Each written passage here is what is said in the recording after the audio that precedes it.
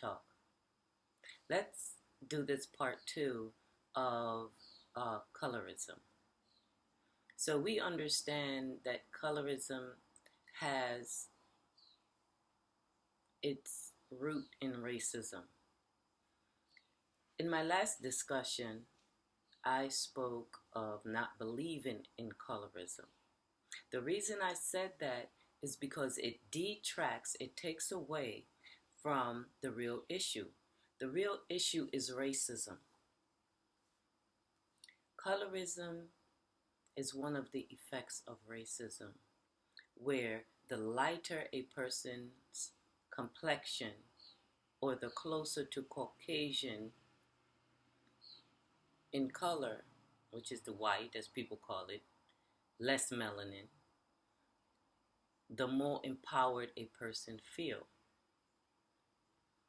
However, what I am saying is the focus needs to be placed on racism because it's discriminatory, it is destructive, and it is demeaning and inhumane.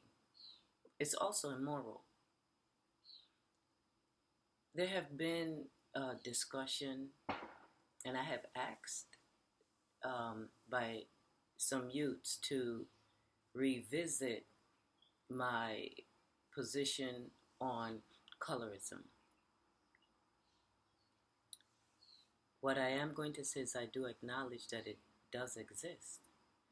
Again, it's an effect of racism. Do not allow it to take away from racism, which is the issue. An issue that has been created by white supremacists.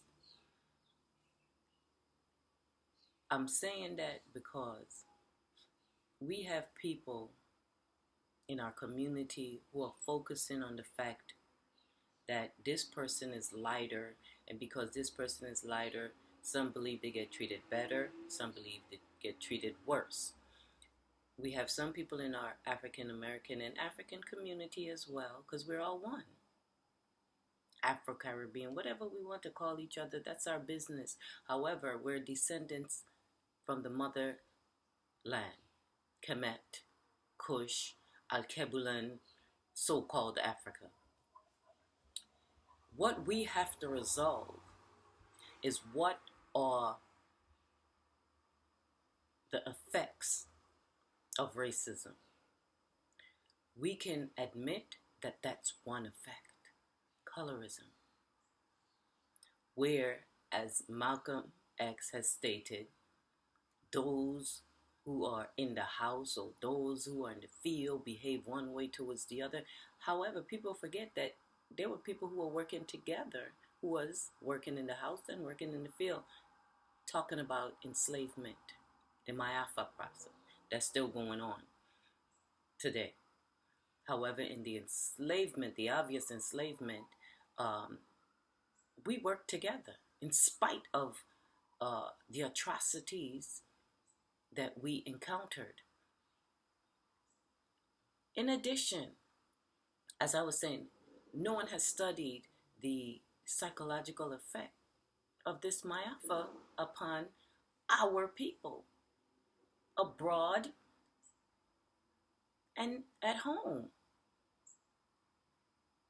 At home, meaning on the mother continent, abroad in the diaspora, whether you're in the Caribbean, whether you're in the United States, whether you're in South America, we're all one. However, because we have this thing about the colors that are closer to the colonizers, those who have oppressed, the depressed, oppressed us, that is empowering. That is not empowering whether we're lighter or darker or this or that, because there's some people who are darker that feels that they are in a better position or more empowered because they're further away from our oppressors. We have to stop that. We are one. We have to express the beautiful variations of melanin and understand that there is a common enemy, and that enemy doesn't care when they get you in their grasp. what variation you are on that beautiful melanin um, line, thinking that you are more at an advantage because you're darker or because you're lighter, is a divisive tool. And that's what I wanted you to understand. These effects of thousands of years of conditioning and brainwashing are divisive tools to separate us. Within our families, we have a sister that's lighter, we have a sister that's darker, we have a sister that's brown, and variation thereof throughout our family. People, stop feeding into the divisive tools that has a link, a binary, a binding chain around your mind. You are perpetuating the behavior of an enslaved mind. What we have to do is push forward, break those chains, push forward, and understand that we are one. We are melanated beings that vibrates, that creates, that accentuates the beauty of the universe and beyond. So that focus need to be destroyed, reconstructed to understand that we are the greatest expression of the melanin that's out in the cosmos, and we effect beautiful change. We created civilization. So what are we fussing about? What are we fussing about? We need to stop. Someone has conditioned your mind and clasped it, has it in a box where you believe things that are not true. Let's support each other. Let's treat each other in a manner that shows that we vibe on high frequencies. Because that's a low frequency vibration. Focus your minds.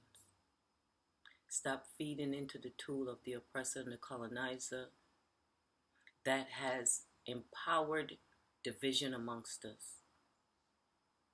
Understand that we are one. Racism has a lot of effects, and that's just one. Anything that has divided and conquered us and caused us to go against each other is a destructive tool. And I want you to understand that. I want you to fight against it. We are sisters and brothers, mothers and fathers, aunts and uncles, cousins of each other, north, south, east, west. Our people deserve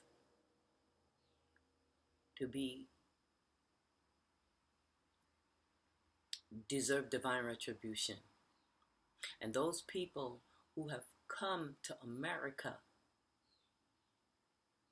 they know that their time is up. They're the one who should go back to where they came from in the Caucasus Mountains.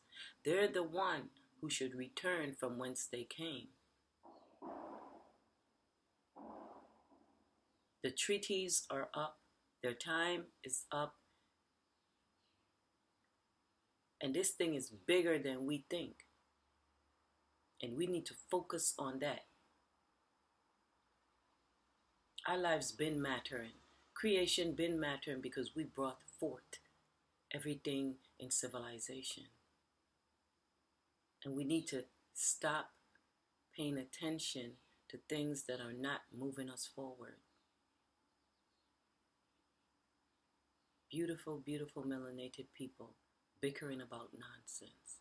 Let's move forward and stop being distracted and reconstruct and rebuild.